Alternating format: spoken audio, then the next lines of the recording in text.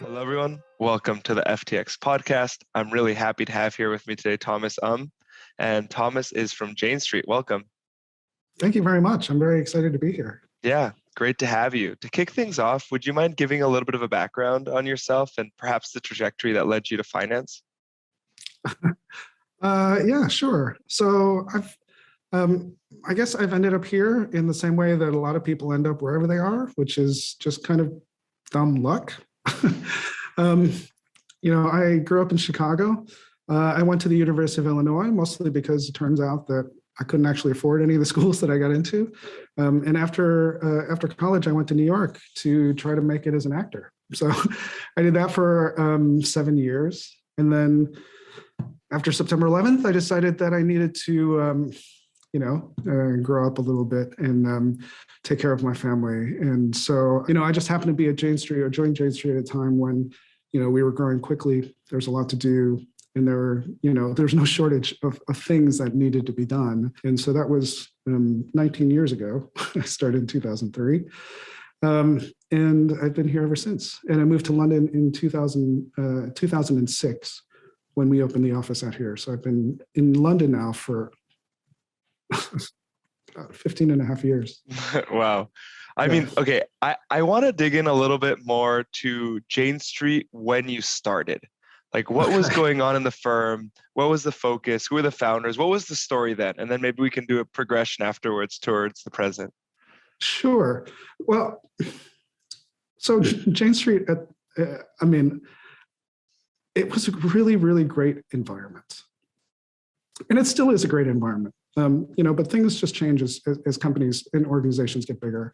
I mean, I think you've been at FTX since it was really small. So I would imagine some of the situations were the same. But, there was something that was very unique about the culture at Jane Street, and I think it still remains. But, it was very, very much employee focused. And a lot of it had to do with, the founders had some bad experiences at a previous job. And so they made the focus of, when they started their own firm, of making sure that employees felt like they could focus on the work that was actually productive. Mm-hmm. And so, there was a culture from the very beginning of, empowering people, encouraging, questions, fostering some degree of intellectual curiosity. I think there's a big element of intellectual humility. Like those are two really, really important qualities that you really need to succeed, I think, for trading in general, but certainly at Jane Street. It made it really fun. And it was small enough that, there were people around who, every time somebody had a birthday, then, they would wheel out like a birthday cake and people would sing on the trading desk. And it was small enough. And because, traders work on a floor with essentially no walls, like the distance between people, both figuratively and literally, was basically non-existent. Like you could go up to any other person in the firm and just start a conversation. And there's no kind of artificial walls based on age or seniority or role or anything like that. And I think, having an open culture encourages a degree of cooperation and communication that has a very, very positive feedback loop. Because then it encourages people to say, oh, I noticed you doing this thing. I don't understand it. Could you explain it to me? Or, oh, I saw you doing this. Were you aware that this was happening over here? And by having that open exchange of information, I think that, from the outset, it has laid the foundations for what we are today. Wow. Okay. There are so many similarities between that and the way FTX is and has been. And before we keep going, though, I realized I've forgotten a qualification question here, which is, what is Jane Street and what does Jane Street do? Oh, So Jane Street, we are a proprietary trading firm. We're a global multi-asset liquidity provider and market maker. We got started in the year 2000. I joined in 2003, and we're now active basically in every asset class and in every market that you could kind of reasonably assume. We got started in crypto in 2017. And what that means is, as of right now, we're active on exchanges, both on spot and derivatives exchanges. We have a pretty extensive OTC institutional counterparty network. We have a single dealer platform that we use to stream two-sided quotes in dozens of tokens right now, 24 hours a day, 7 days a week, 365 days a year. And we're still very, very involved and active in the traditional products, like we're APs in most of the ETFs in Europe, and we have access to primary markets and can quote and price ETFs around the world. We're active on things like CME blocks and rolls and EFPs, where you can trade or exchange futures for ETFs. We do things like reference price trades, TWAPs, VWAPs, NAV trades, things like that. The whole panoply. Yeah. Well, we are very, very much focused on, and you have to be, I think, in order to succeed over time, you have to be very, very clear-eyed about, what services you provide and why you should get compensated for them. And so we do have a very user-focused approach in the things that we do. And what we want to ensure is that, when people are looking for, whether it is kind of information or education about how markets work or how liquidity works or how to manage risk in different asset classes, that their experience with us is the same if it's crypto or if it's fixed income or if it's equities or commodities or ETFs or any of the other asset classes in which we're active. So, so the first, I don't actually remember the question that started this, but no, that's perfect. I forget sometimes, being in the industry, it's easy to feel like everyone knows who everyone is and what everyone does.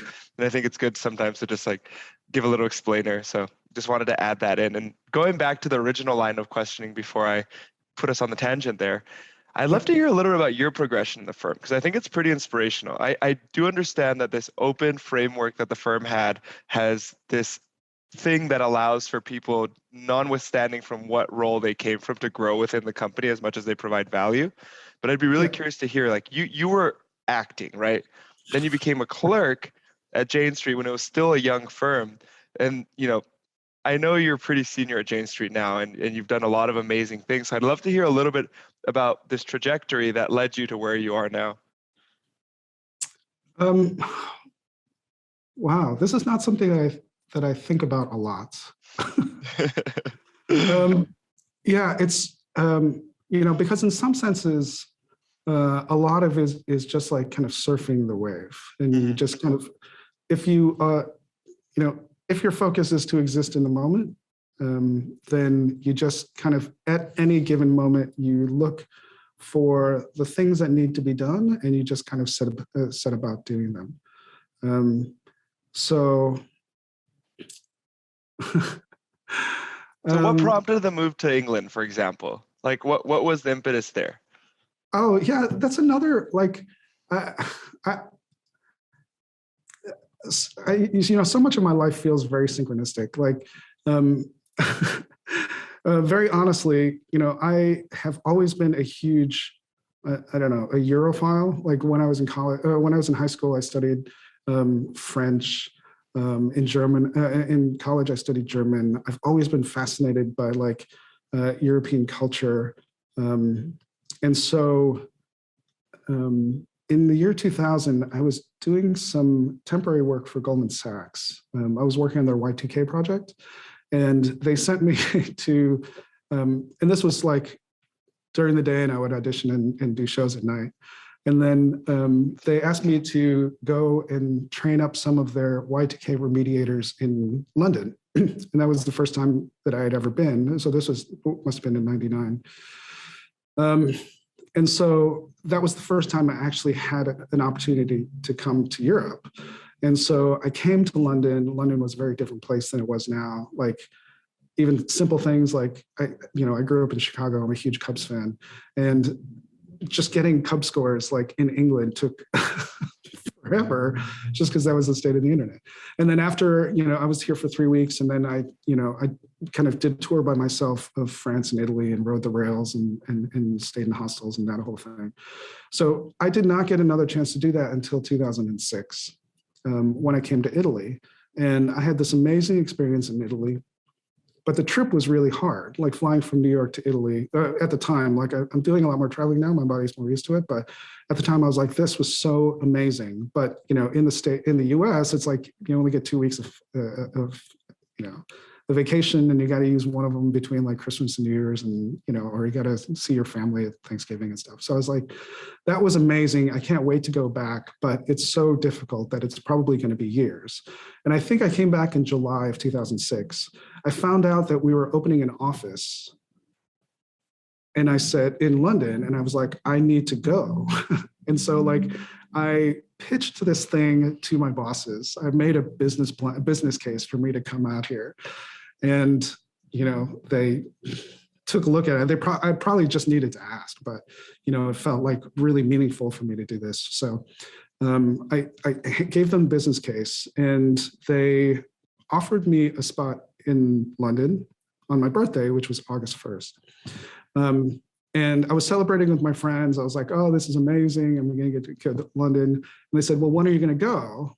I said, well, we don't have anything there yet. Like there's no office, there's no entity, there's literally nothing but an idea. So probably sometime next year. And by October, it was like wheels down on the ground. I flew out here, and and I've been based here ever since. And I remember having conversations with like some of the senior managers like before I left, and they're like, oh, well, we don't know if this is going to work out. So this might just be a temporary thing. You might just be there for 6 months. And it might be a very strange, transition and all this other stuff. But one day you're going to wake up and say, oh, like I feel more at home here. Mm-hmm. And I always thought of myself as a New Yorker because I lived there for 10 years. And, and there's some cachet about kind of being, a New Yorker. But I've now been in London for 15 and a half years. And my daughter was born here. Like, my partner lives here with her kids. Like this feels very much like a very fortuitous place to be. That's home for you. Yeah. Yeah. I mean, for now, like COVID has changed a lot in terms of the calculation of what people, find, what people need in their lives in order to kind of feel at home. And so that's an evaluation that goes on for everything. My partner is Australian. She hasn't been back to Australia in a couple of years because of the situation down there. So we're going to go in the summer. It's really important to stay in touch with family and friends and things like that. But you don't think of these things as they're happening. It's only in retrospect that you're aware of like the different crossroads that you've had to navigate. And something I'd be curious to hear is, initially the company was in New York. It was a single unit there. There may have been other offices, but I'm not sure. How do you then like build out a second home or a second office for a company? Like what was the progression for something like that in London? And was the idea to have different time zone coverage by having an office in London, or like why did the trading firm need another office? Yeah, that's a good question. So we did.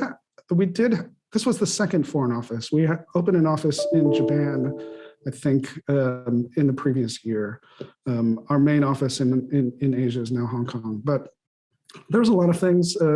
One is that the way that market structure was developing at the time is it felt like market structure changes in Europe were happening maybe a few years behind the pace of changes in the US. And so there was this idea that some of the things that we were doing in the US would port over pretty cleanly to what we were doing in Europe and might allow us to, predict the way that markets were going to evolve in a way that we can kind of assist in terms of making that transition smooth. There was also other strategies which required us to kind of trade in Europe. And the way that we had handled it before is the way I think a lot of crypto firms are managing like 24/7 trading, which is like you just have people work crazy hours and, and try to accomplish it that way. And so it made sense for us to have a presence. There were counterparties, the way that Europe did business back then was quite different from the way that things were done in the States in terms of how much activity was done lit versus how much was done via relationships. And so a lot of stuff that was going on in Europe was more relationship based. And so it became important for us to be able to establish those relationships. But yeah, like I said, at the time that we started, we did not know if it was actually going to be worth it or if the office was going to be successful. But, fortunately, we've been successful and we've been able to grow ever since then. And something you touched on earlier when you were talking about the firm, when you joined, in this aspect of open office space and the ability for anyone to speak with anyone. I'd love to hear a little bit more on this because the Jane Street culture sort of has a fame to it. And I'd be curious to hear, like, what are some of the components you think are you still with the firm now, 20 years later, and have let it continue to have the progression that it's had? Yeah, thanks. And this is something that I spent a lot of time thinking about, and I think we worry about because, there is a very real concern or worry that does culture scale as the numbers go up. And I think there's pretty compelling arguments that it's becomes much harder to kind of acculturate people. So I think the one thing that is very prevalent now and has been prevalent throughout the years is if I were to describe the way that we operate in kind of as few words as possible, I would say that we are a very Bayesian firm. And for those of you who aren't familiar with Thomas Bayes, he created a theory of conditional probability that kind of reduces to the probability of outcomes change based on the probability of the inputs changing. And a simple way to think about this is that the probability of the Buccaneers winning the Super Bowl is conditioned on whether Tom Brady is the quarterback. As soon as Tom Brady comes back, the probability of them winning the Super Bowl goes up a lot. And so, it is really, it requires a lot of intellectual humility in order for that to work. Because if you want to be a good Bayesian, you have to admit, A, that you don't have all of the information that's contained in the system. And B, you have to be willing to update as soon as new information comes in, which means that new information, and when I think about the job of a trader, kind of philosophically, the way that I think about it is the job of a trader is to make decisions based on imperfect information. And so, the making decision parts is relatively straightforward. The key bit there is that they always have to be active decision, like you have to be an active decision maker. But the imperfect information, I think, is really important because if you acknowledge that all of your information that you have right now is imperfect, like you just don't know everything that is contained within the system, then part of your job as a trader is to constantly try to improve your information. And there's lots of ways that you can do that. Like you can improve your modeling, you can improve your macro understanding of the world, you can kind of connect dots in new and different ways. And so, but one of the things about it is that you can never close yourself off to new information, regardless of where it comes from. So in the people situation, like you can have an intern who has a different view on things that helps you reorient yourself or recalibrate yourself to the way that things are happening. And so you have to be open to that. Like if we're doing our jobs right, if a group of people get into a room to discuss a problem, what should come out of the room is just the best solution. And it's weirdly hard to do that in an organization. Like I think what we're seeing a lot of that like in DAOs, like it's just really hard to reach consensus when there is a number of kind of stakeholders in the process. But if you are extremely rational about it, which we try to be, then you can evaluate like everybody's contributions and all the information that you have in kind of a reasonable way.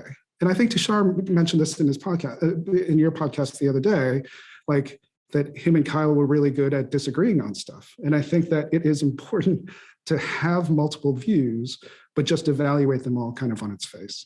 And I think that's a really, really important key to our success. This idea that, we know that we don't know everything. And we're always looking for ways to make our information better.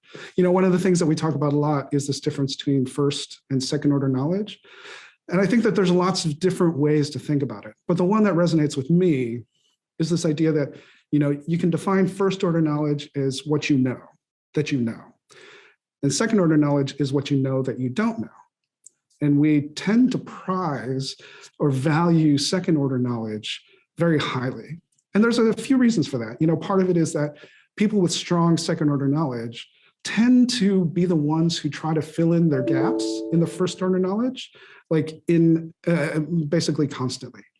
And the other thing is, for a trading firm, if you have people with strong first order knowledge, but poor second order knowledge, that can actually be a little bit dangerous, because they tend to be the people that pile into positions. If it starts to work against them, instead of incorporating the information that's being given to or relayed to them by the market, they double down, they triple down, they do whatever. And, for a trading firm, people who kind of systematically underprice risk or, aren't looking or evaluating the tails properly, that can be pretty dangerous. And so, this focus on intellectual curiosity and intellectual humility, I think, is really, really important, and it has stayed with us throughout our history to this point. Yeah, I mean, I've certainly seen it from, even the Alameda team and Caroline, who came from Jane Street. And I learned to speak with many more hedge words through my time at FTX and interacting with these types of people, and realizing that, it's hard to know if your first order knowledge is actually true or not. We have like our perceptions of it, but it's like hard to be certain if that's true or not. One thing I'd be curious to ask, what are ways people can train themselves to improve their first and second order knowledge, or to improve a system between the way they balance both of those? Yeah, that's a good question. I think, another way to think about this is, in terms of your first order knowledge, is getting well aligned into the concept of overconfidence. And, I think, like when you talk about hedge words with Caroline or, Brad or Sam or any of us from any of those from those days, it's people are just naturally inclined to be overconfident in the things that they say. And sometimes we have this problem where it feels counterintuitive that a trading firm would value ignorance. A lot of people think that in order to succeed at a trading firm, you have to be, be really good at making decisions, and you have to kind of state your convictions with confidence and all this other stuff. And I do think that tends to trip people up, like in interviews and things like that, when actually what we want to know is, like, how do you think? And so it turns out that there is a vanishingly small amount of things that people are actually very, very confident about, like approaching 100%. I wouldn't even say 100%, but like if you ask somebody what they actually know, it's really, like things like, oh, my first name is Thomas. Well, it's actually not. Like, I was born in Korea and my first name is Kihyun, but I was given the name Thomas when I moved here when I was 3, and things like that. Like, what is your birthday? Like the list of things that people actually know with 100% certainty is really, really, really small. And so recalibrating on that scale is really important. The other thing is that, in order for us to, and a lot of this comes from the fact that people, the work that we do is a little bit different, because our outcomes, we deal with probabilistic outcomes, not deterministic ones. Like if a deterministic outcome is, if I flip on this switch, the lights will come on. Like, I know that there's like this cause and effect relationship. Whereas probabilistic ones, it's like, well, we think that, for instance, the stock is going to go up over some time scale. But, we say this with, some confidence ranges, and, we understand, like, and we spend a lot of time evaluating the risk of those in terms of what the tails look like. So we spend a lot of time on the tail events, but spending time in the tails might naturally lead people to be overconfident that the tails are fatter than they are.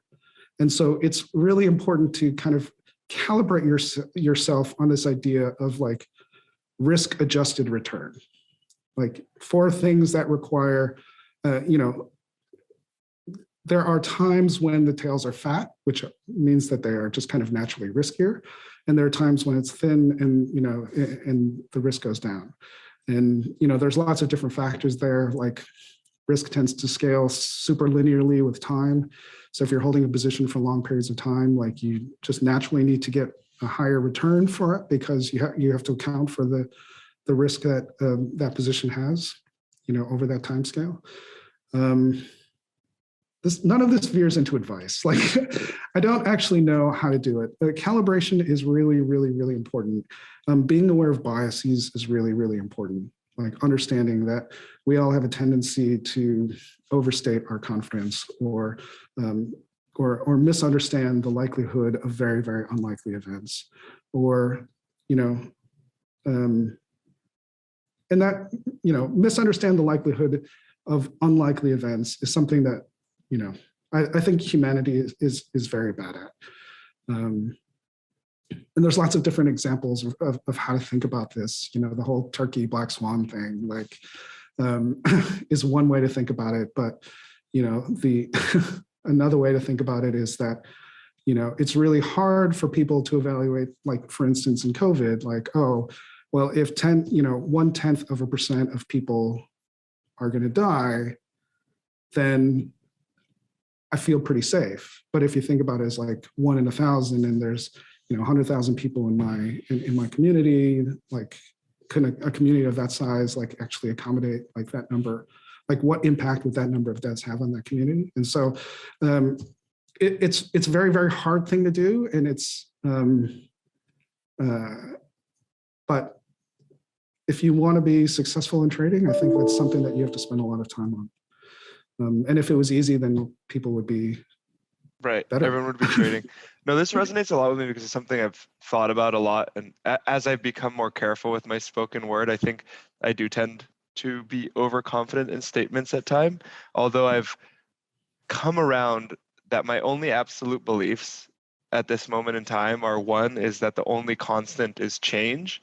And two, if, let's say, human perception with every measurement and observation device that we've created is able to see maybe this much, the entire spectrum is this much.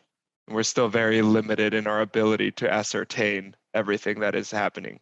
So those are kind of the two absolutes I have at the moment.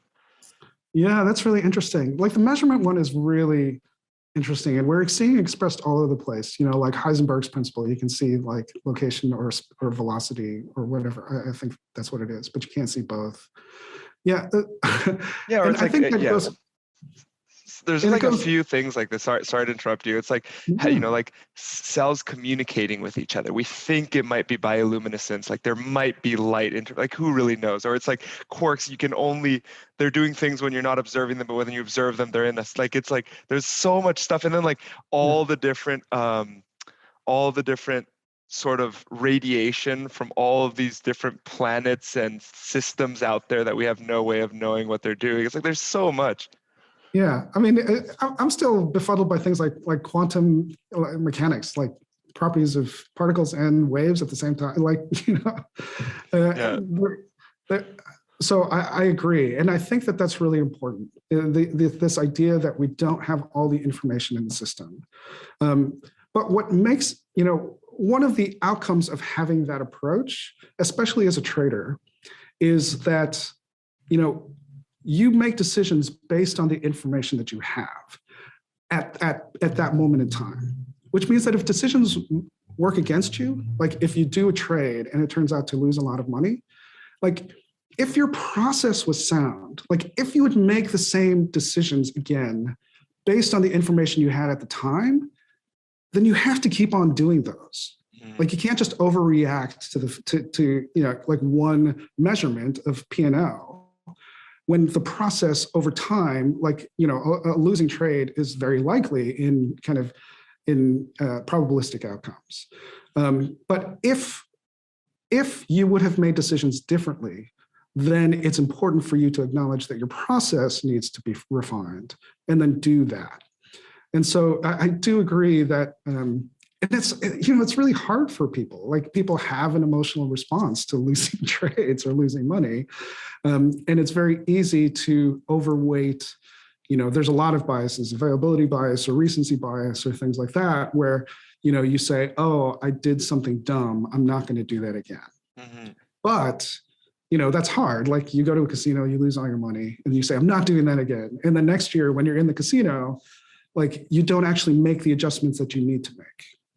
And that's something that, you can only do that sort of updating if you are very, very honest with yourself about like whether was my process right? Or was I just lost because I didn't have all the information.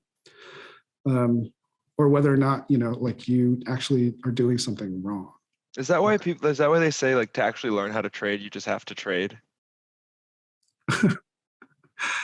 Well, as long as you're updating. Right. Sorry. Yes. With an updating mental model as you trade. Yeah. Yeah. And there's lots of different ways that you can do that. Like, I think the same is true for poker. There's no substitute for experience. As long as you are spending, as long as you are treating losses as learning opportunities, and as long as you don't overweight wins, because you could accidentally win too, but you can't, if you just got lucky or unlucky and your process is broken, then over time, that's negative EV to continue running that strategy.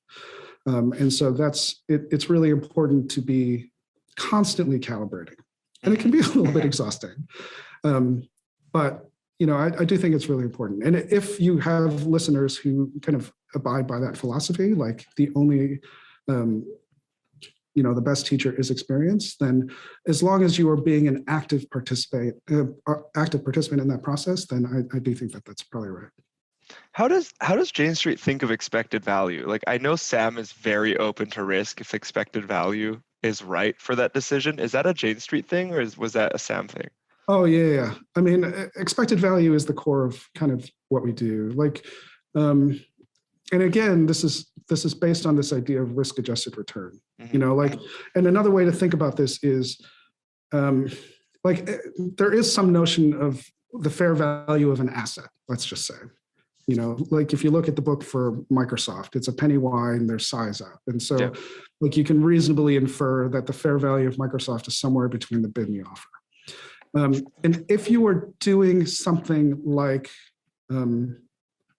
simultaneous arbitrage, it is something that has where you kind of lift an offer on one exchange and sell, hit the bid on another exchange. Like if that is more or less simultaneous, then the risk of that trade is very, very low. And so the expected return of that strategy should kind of also be very, very low. Whereas if you were, on the other side of the spectrum, it's like if you were buying asset-backed securities from banks in the middle of 2008, like you had no idea you couldn't come up with a point fare for that. Mm-hmm. But you had some expectation that, the bulk of the distribution of this portfolio in this period of time, in 6 months, a year, 5 years, whatever, is very likely to be above the threshold in which you can, and the threshold includes things like the cost of capital, the opportunity cost, things like that. So, any sort of long-term trade, Warren Buffett, he is expecting a significant return over time, but you kind of need to account for the fact that that there is this kind of significant time element, which is always like, and you see a lot of this in the crypto space, like hodlers saying, okay, well, I'm going to hold this because Bitcoin is going to be $1 million in 10 years or by 2030 or something like that. And like the point fare for Bitcoin is not that. But if you think that the bulk of the distribution over time is kind of above where it is now, and you are comfortable holding that risk, that makes sense. But there's also got to be like a natural place where you think that any asset is overpriced. And it's not just overpriced by itself. It's overpriced relative to some other asset. The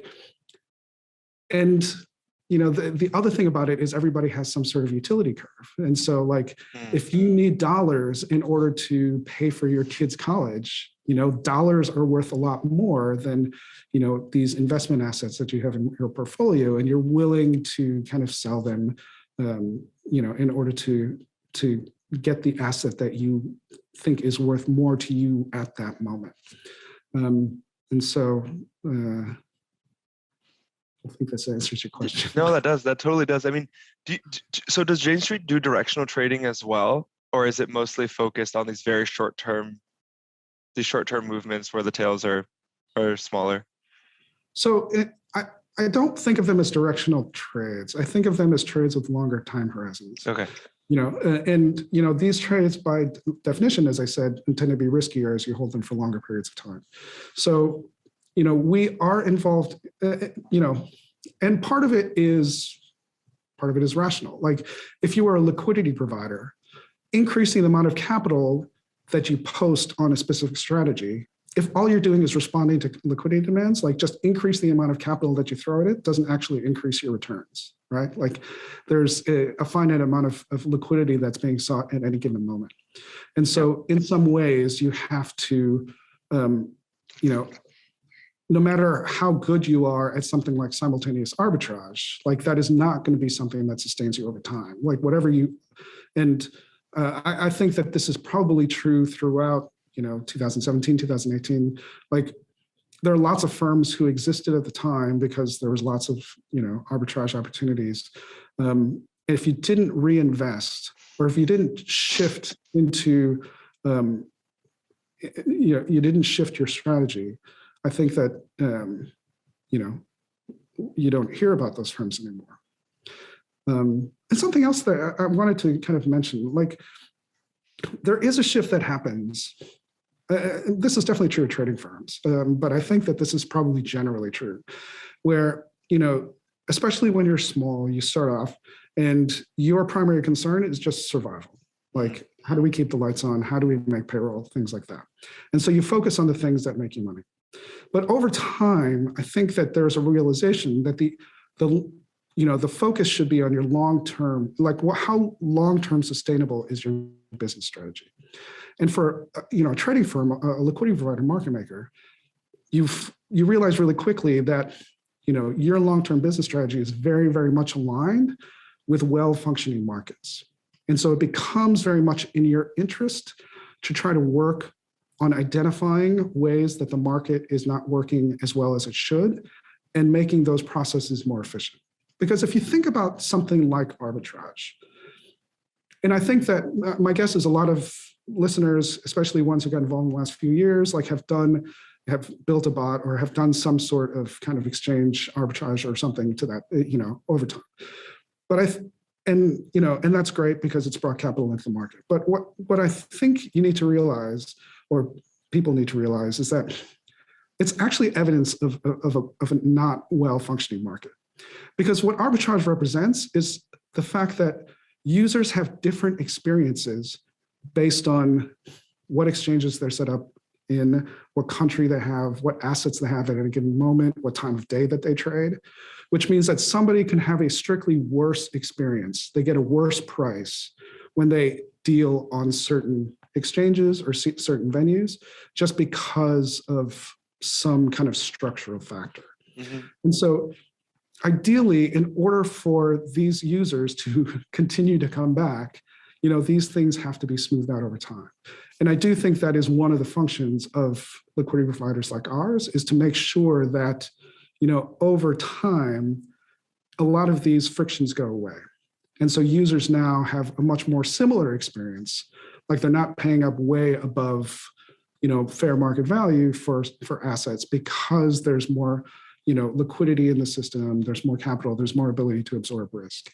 And I think that that's an important shift in focus that, we had to deal with quite a long time ago. And I think that, by the way, I think that exchanges play a huge, huge, huge role in that. Like, I think that, FTX, I think, is evidence that the space needed a venue where, a lot of the frictions when it comes to kind of capital efficiency or liquidations or, ease of margin, things like that, made their experience better.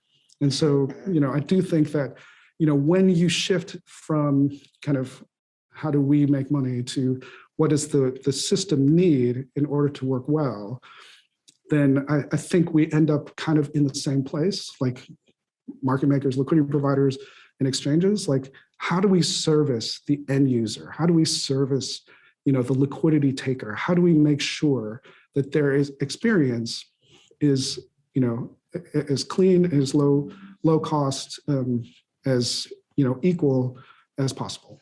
I have a question there, a question on balance, essentially.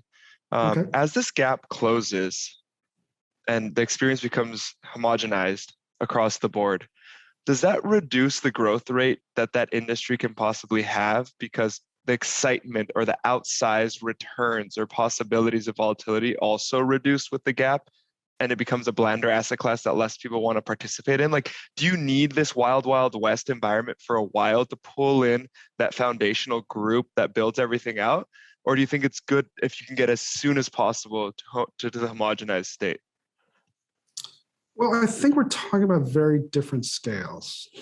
So I think that there are users who are very drawn to the possibility of just the outsized returns. Mm-hmm. But I think that the amount of capital that they can bring to bear and the user experience that is required in order to make that system run is always going to be a little bit limited. Right. And so I think for the long-term growth of the ecosystem, it needs, I won't say that it needs, but I will say that there are benefits to capital growth that accrue over time that look very, very different. And those benefits accrue when the system becomes stable enough to attract very, very, very large investments. Mm-hmm. And so if you're talking about like pension funds and sovereign wealth fund money and things like that, it is very hard for large institutions to to get involved in something that is so volatile. And so, like when we think about something like centralized exchanges versus DEX, AMM pools, I think that what an AMM provides in terms of equalization of access and the equalization of opportunity is really important and valuable and really, really interesting. But it's also really hard for very large liquidity providers and liquidity takers to feel comfortable interacting on a DEX. And so, like, there are certainly opportunities there, but the opportunities are going to be limited by the structure. And it's not just the fact that, the structure of it in terms of, like how, X times Y equals K or whatever like that, but it's also in the fact that, anonymous people can just connect wallets and there's all kinds of KYC and AML concerns and CFT concerns about it, which will kind of automatically restrict the type of institutional and regulated money that might be involved. How much do you think it's that versus like toxic flow if you have too much liquidity in a pool? Well, that is another issue that is restricting, that is making people uncomfortable. Like there's this concept in traditional markets called TCA, or transaction cost analysis. And it's basically like metrics on how well, how well your order is executed versus, some sort of index or some sort of tape or some sort of consolidated, price. And you can do that, and institutions rely on this. Like, if we trade in this way, like, how much worse would we do than if we traded on an exchange or if we traded with different market makers? You can kind of do analysis on your counterparties to see like how toxic flow is. And TCA in the crypto space is really, really hard right now. And there's lots of reasons for that. Part of it is the distributed nature, or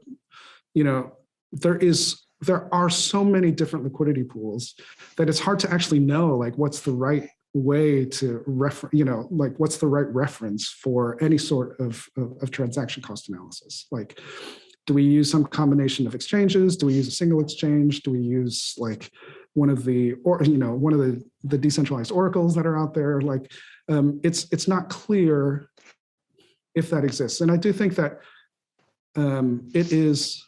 it's making it much harder for institutions to understand or to get comfortable with the idea of trading large size, because they have no idea if they themselves are getting picked off.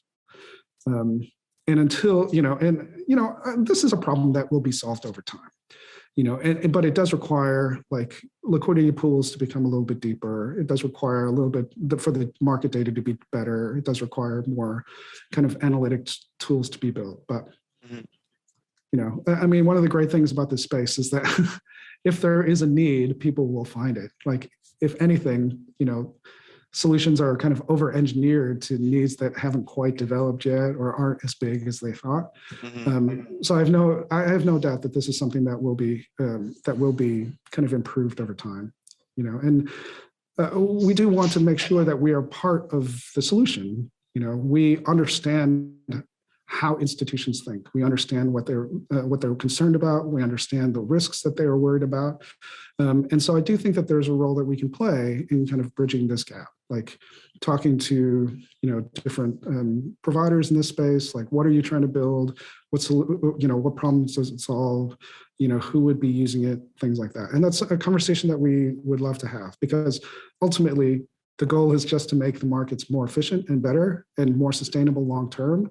And if the markets are sustainable long term, like, we're fortunate that we're in a position where we don't need to rely on short-term P&L in order to kind of continue doing the work that we're doing. We're very, very focused on medium long term. How do we make the system better?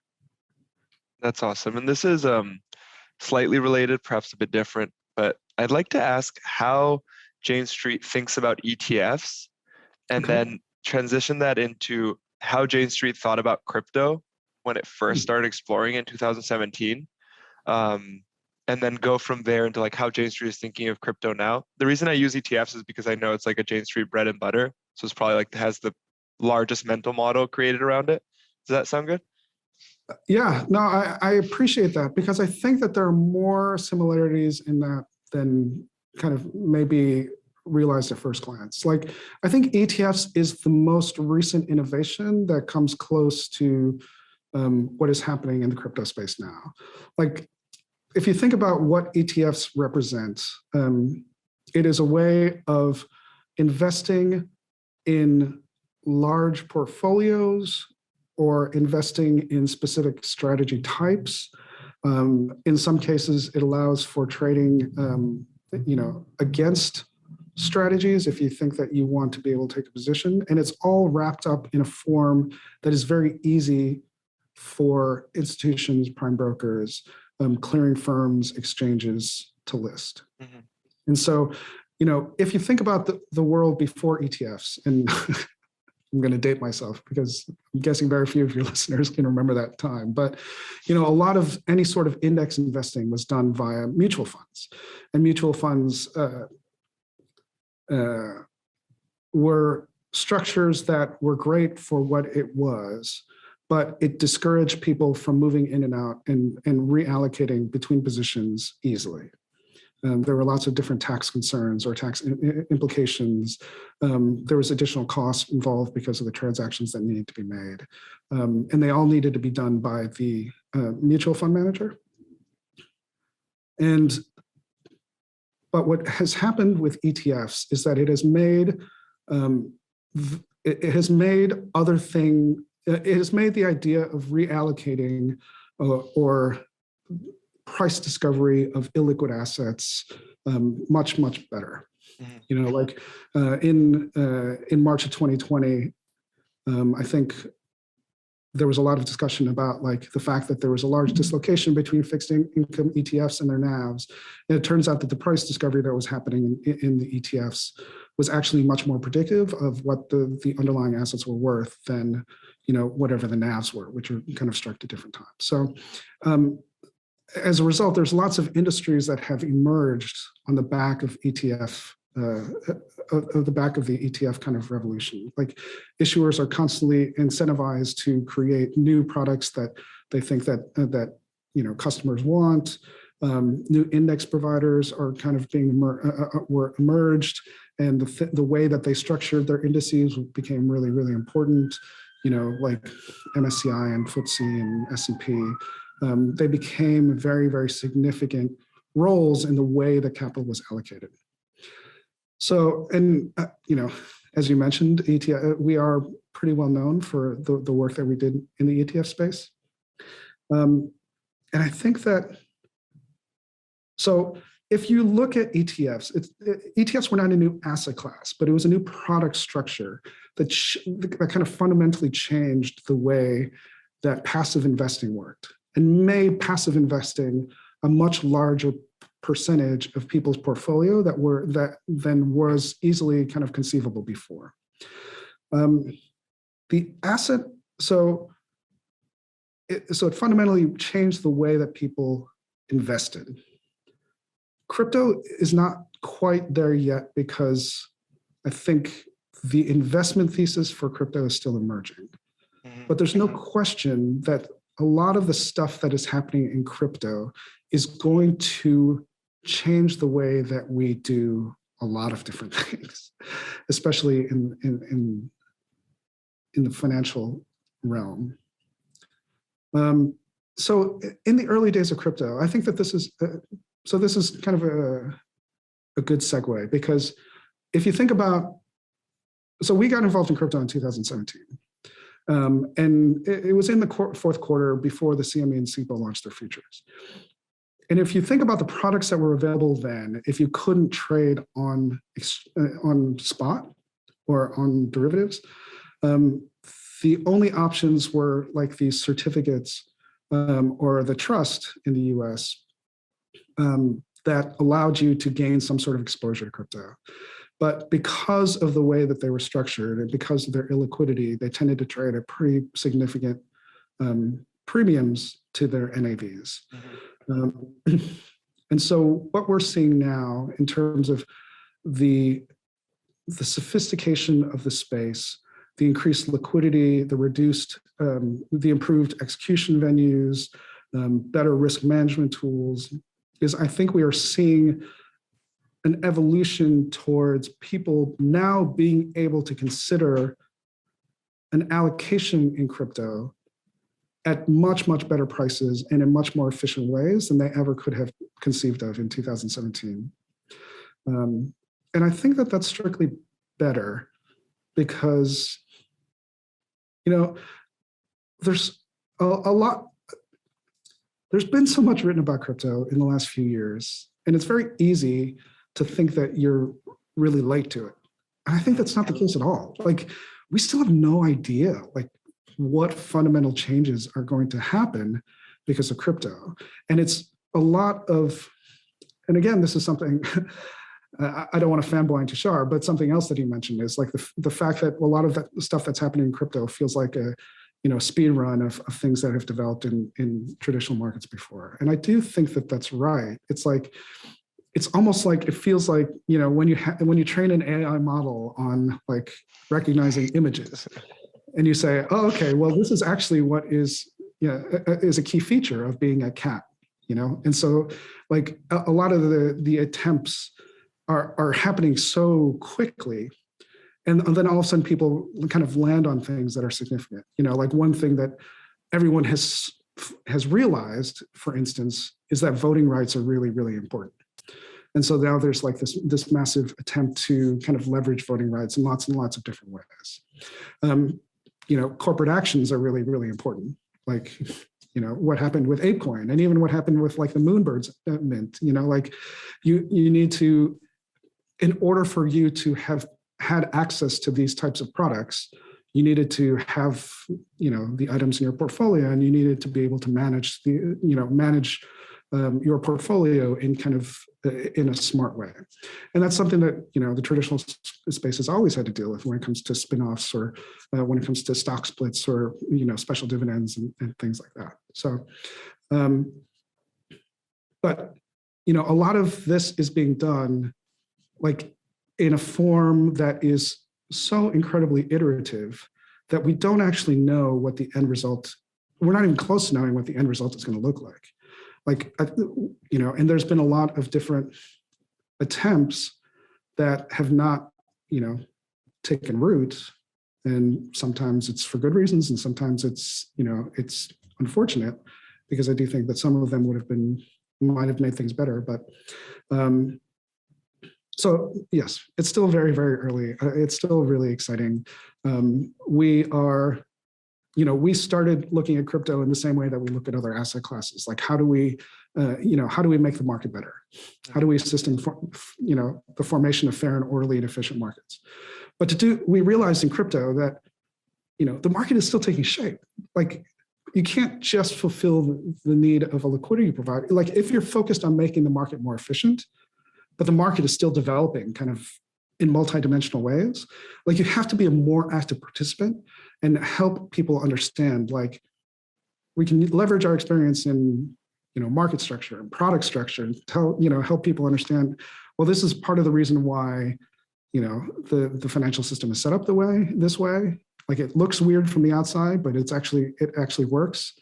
Like this whole idea, for instance, everything is predicated on a settlement cycle, right? So like, it's actually really hard for you to deposit money via a credit card and just start trading crypto right away and expect it to settle, because your broker actually doesn't receive the cash from your credit card for some number of days. If you're doing stocks rather than crypto, right?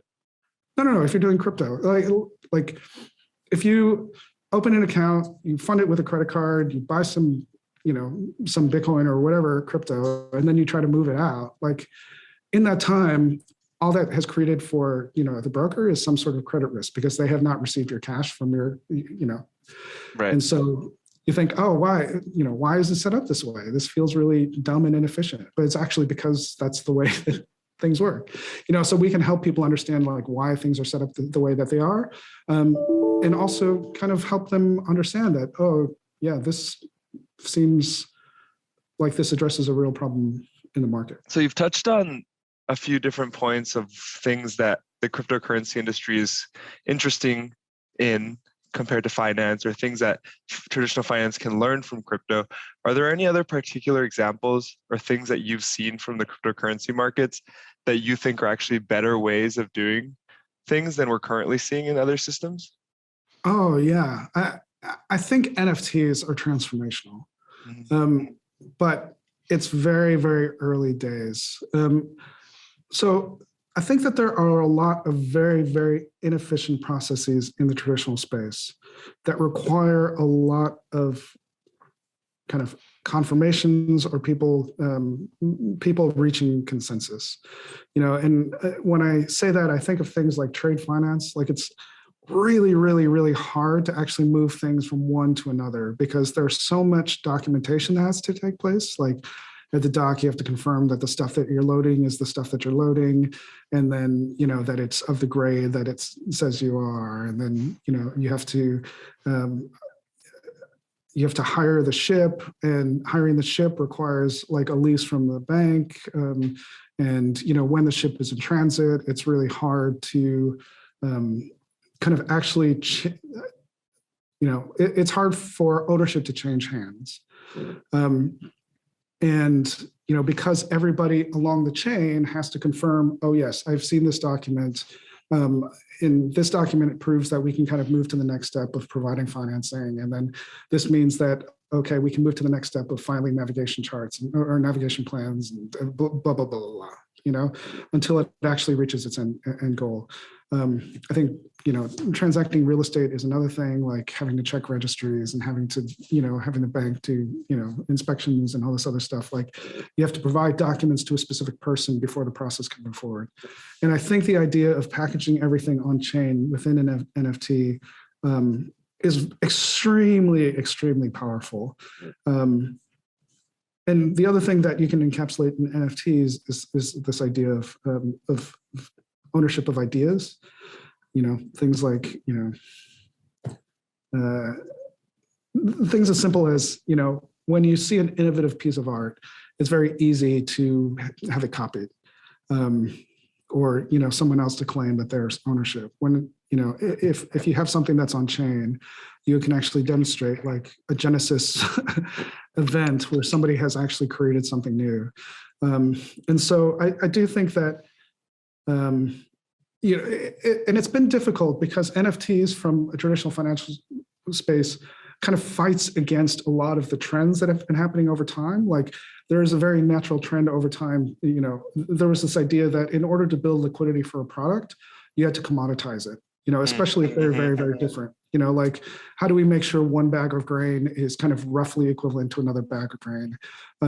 Or, I see this a lot in things like diamonds or in real estate portfolios, like how do we ensure like diamonds just don't scale that easily with, cut and clarity and color and everything else. Like, how do we ensure like one bag of diamonds is roughly equivalent to another one?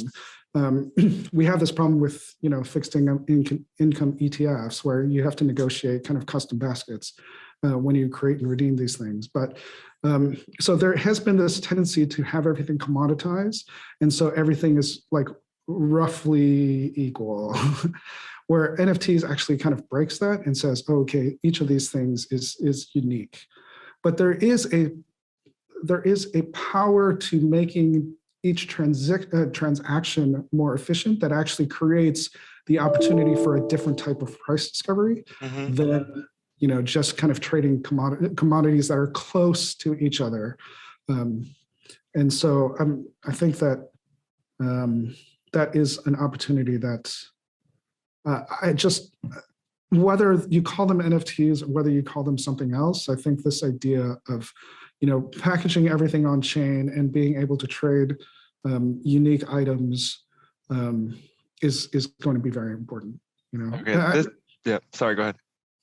Well, like one very obvious example that I used to like of how inefficient like the oil cargo market is that when Yahoo Messenger discontinued support, when Yahoo discontinued support for Yahoo Messenger, like this was in 2016 or something, like nobody cared except for the oil market, because it turned out that Yahoo Messenger was the way that people were negotiating trades with cargoes and were reporting prices to Platts, the price reporting agency.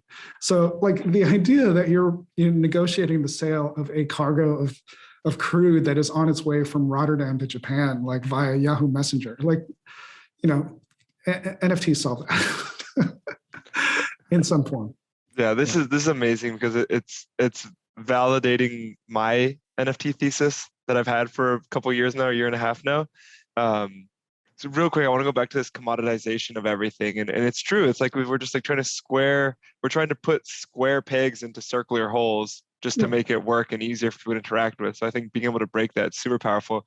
Also thought it was super interesting. You used the boat example analogy because I did an internship at a large shipping firm that owned container ships and leased container ships, and the processes are so inefficient. It's honestly insane. It's insane.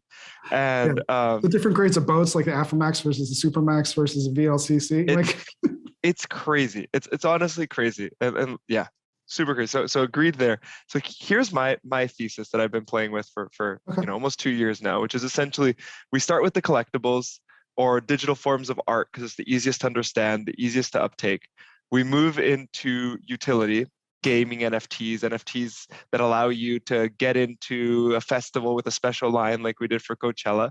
And then third phase is we bring liquidity to illiquid markets and allow things to be unique within those markets, like the housing market and things like that. So I'm really glad we share an opinion here. That's great. I reckon we share more than one, but yeah, I think that this is really, really important because, again, this goes to the idea of intellectual humility. Like, it is so easy for a firm, like, especially one that is entrenched, like a large bank or somewhere like that, and say, oh, well, this is the way that things have been done for 100 years. Like, why would we want to change that? And I think that ultimately you have to recognize that, the world is going to change regardless of whether or not you come with it. And, in what ways is this creating innovation that is persistent and will persist over time? I've said this before, but I do think that having a traditional financial background made it more difficult for me to actually understand what NFTs were, because I did think of them as just kind of like pictures of a JPEG that you could just right click and copy. But it took me, but it took a reframing of the whole concept for me to understand like its power. So I'm really excited about it. I think a lot about, sorry, go ahead. No, go for it. What do you think about? I'll ask after. I find myself at my age thinking a lot about, I don't know if you're familiar with Douglas Adams' like 3 rules of technology. I think it simplifies to like anything that was in the world when you were born is like normal and natural. Any technology that's created between the ages of 15 and 35 is new and exciting and innovative, and you could probably make a living doing it. And any technology that was created when you're over 35 is against the natural order of things. And I think that there's an uncomfortable amount of truth to that. Like, this is something that didn't exist before. Why does it need to exist now? And, very naturally be resistant to it. And so you really need to kind of stop yourself and acknowledge that you don't actually know what it is and how it works in order for you to embrace it. And that can be I see the symptoms of that everywhere in the world right now. So I think it's probably very true, those 3 rules, because we're seeing it with the boomer generation and kind of their interactions towards the world. But something I wanted to ask you is, I'm sure your time is very valuable for the firm, depending on where you're focusing it. What has made it so that you now focus a lot of that time on crypto versus other things that you could be exploring? Like, why is your time spent there? Is it a personal thing? Is it the firm that wants you focused like that? Like, how did this happen?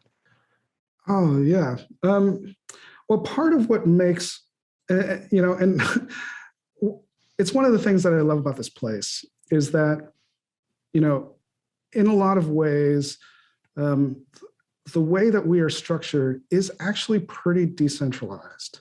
Like, there's a lot of empowerment on a local level of the work that you want to do and the work that you find interesting. And because we place such an emphasis on intellectual curiosity, we give people a lot of space to actually just pull on threads and find things that they're interested in. And so it's really common here for people to work on things that they would not have guessed that they were working on like 2 or 3 years before.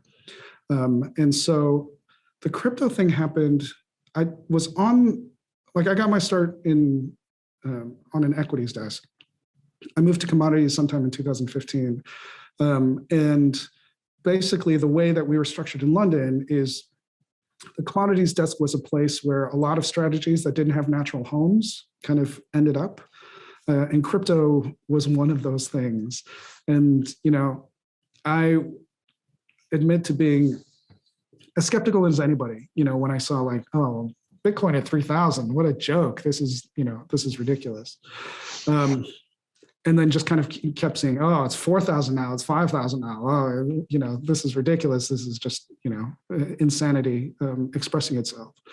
But yeah, the more I got involved, the more fascinating that it became. And so it was one of those things where I had an interest in it. My career was also evolving in a way that, it kind of naturally made sense for me to get involved in projects that either require the coordination of lots of different groups, internally or externally, or required me to go out and do and spend more time kind of talking to people, like doing some sort of market research or market intelligence, or kind of building relationships with people. And in early days of crypto, there was so much noise, like the signal to noise ratio in the early days of crypto.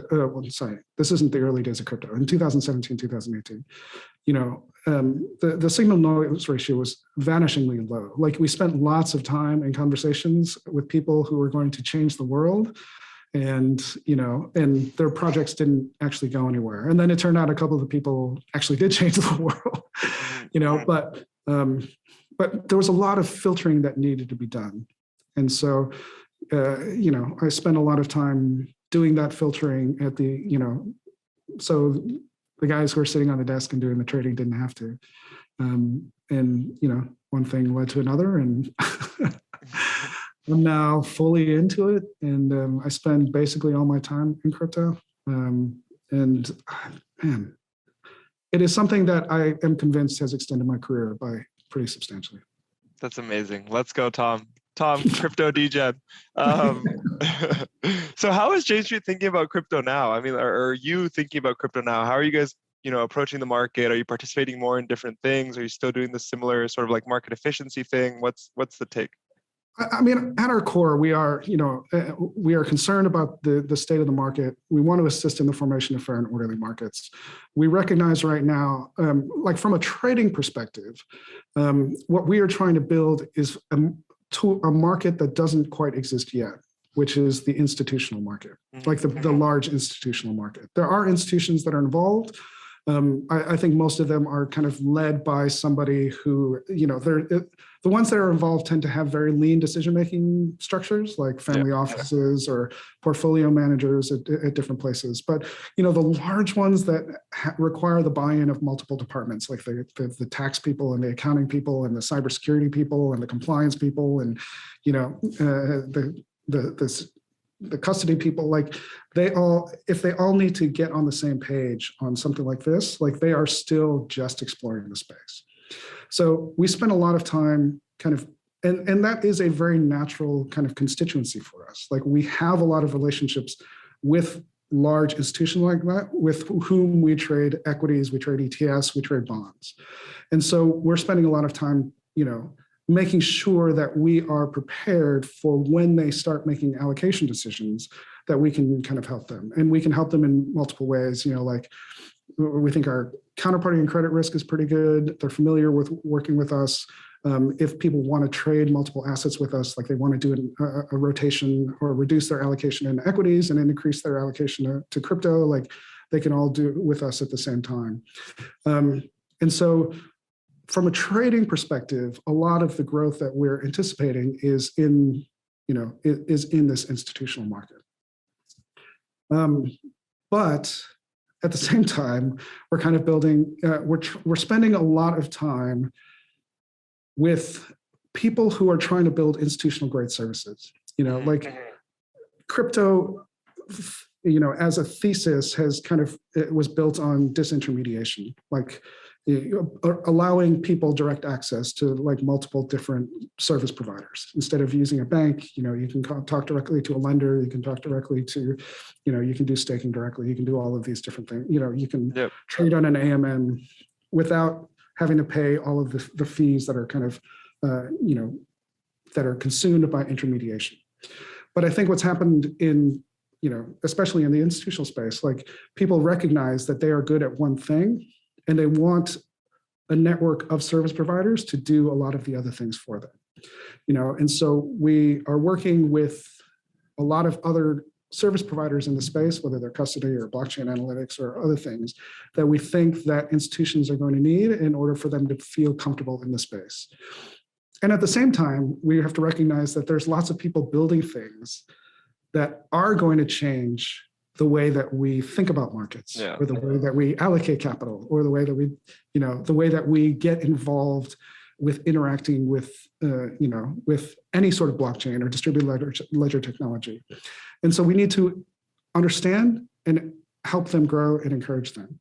And so we're kind of working on the large institutions, but we're also trying to help different protocol and dApps and different things grow. And help them understand, like for the smaller ones, we help them understand, how traditional finance institutions work. And for traditional finance people, we help them understand how the crypto markets work and how execution works and things like that. And so a lot of it is multifaceted in a way that's really, really interesting and exciting, and it's hard to predict. But again, we're dealing with probabilistic outcomes. No, absolutely. I mean, it's fun too, which is awesome. But so would it be fair to say you guys are doing on-chain things and a venture side of things as well? Yes, we're doing that. We're doing venture.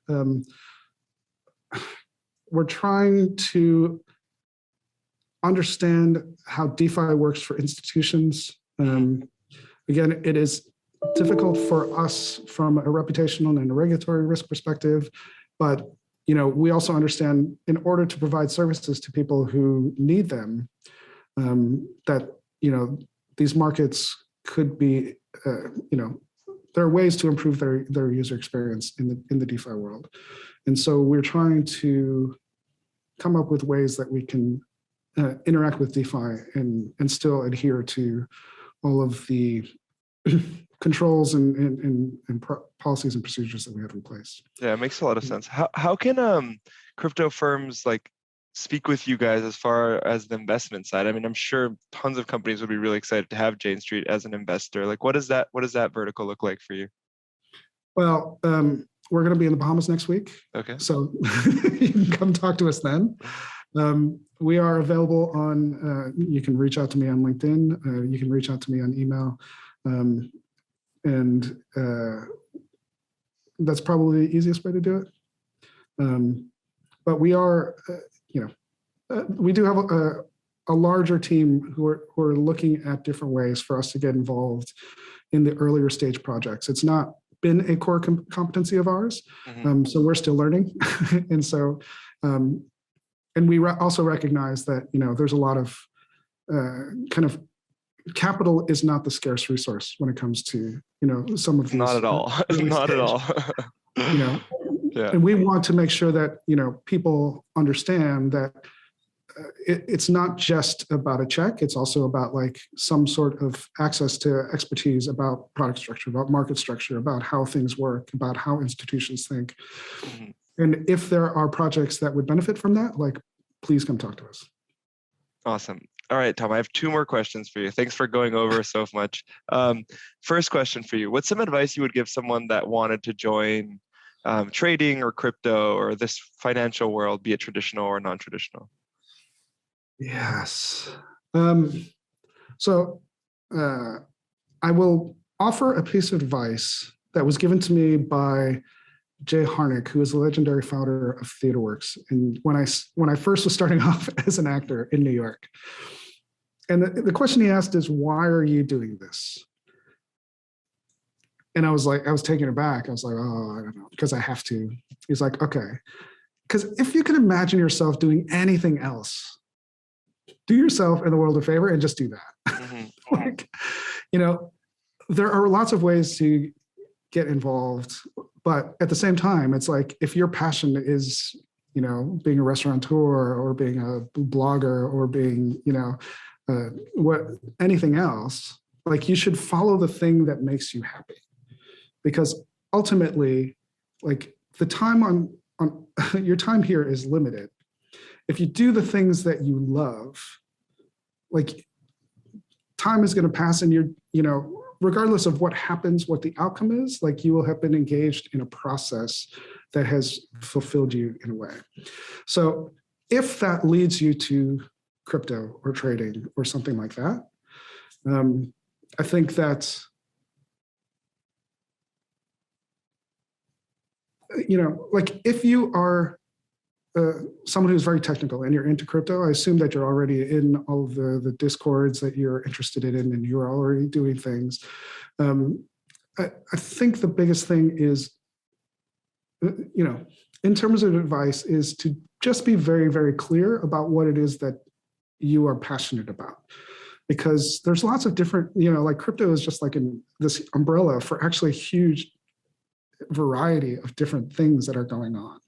And so if you love marketing, if you love programming, if you love, the tokenomics, if you love, kind of talking to people, then it's really important for you to be very clear about what it is that drives you and makes you happy, and then go and search for those roles specifically. And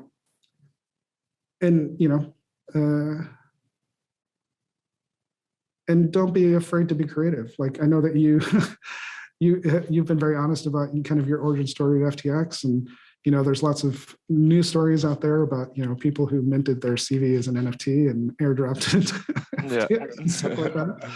So I think people find those solutions when they are really passionate about their work, and so it is easier to think about things when you are passionate about it. And so just do the thing that you love, basically. And if you love crypto, if you love trading, you will find yourself there. Amen. And my last question for you, Tom, is there a habit or a lesson that you've learned or very much taken to heart that has improved your life that you could share with the listeners and me? Yeah, like I said, so much of what I find myself, the situation I find myself in feels like a happy accident, that it's hard to know how to generalize. I will say two things, maybe. One is that the word that I hate the most in the English language is should. And that's because it does two things. It implies that there is a perfect path, and it also implies that you're not on it. Like, I should do this, I should do that. Like, if you find yourself saying should, you should stop yourself and actually just make a decision. Like, you either go in that direction or you don't go in that direction. Like, I think for me, should is like an early warning sign of that you're at some sort of crossroads, and that the best thing for you to do is not to try to to go down both, but to just kind of pick one way or the other. And the other thing is that, so I spend a lot of time being curious about neurobiology. Like, a lot of the stuff that I read or listen to or things like, is kind of in that vein. And, I think when it comes to the concept of fear, like, fear was really, really important in early days when there was a lot of uncertainty. Like, you didn't know if you could eat this thing, you came across a new animal, you had no idea if it was going to try to kill you or try to be your friend, whatever, right? So fear was really, really important in terms of survival. But I think that the days have passed where fear actually assists with your survival. And I think what fear does right now is it gives you a sense of that, again, that you are at some sort of crossroad, and the outcome is uncertain and might lead to certain situations that you might find uncomfortable. But at the same time, the best decisions that I've ever made were the ones that scared the crap out of me. And so, I know that uncertainty can be a trigger for a lot of people. It triggers release of cortisol, and, which puts you into kind of fight or flight. But I do think that when you're feeling very afraid about the outcome, I think you just need to be very clear in evaluating that in most cases, it's not a survival question. It's a question of, like, you're at a point at which you now have to, where you're now looking at the tails, and what do the tails look like? And especially when you're young, like, your risk tolerance probably should be high. Like, this is more of a general rule. Like, there's lots of reasons why people, when they're young, should be risk averse, but generally speaking, I think that risk taking or being afraid of decisions need to be looked at very carefully, because they're very oftentimes evidence that you are facing a decision that could potentially define the next few years of your life. Amen. Well, thank you so much for coming on the episode, Thomas. Yeah, thank you very much for your time. I really enjoyed it. Likewise.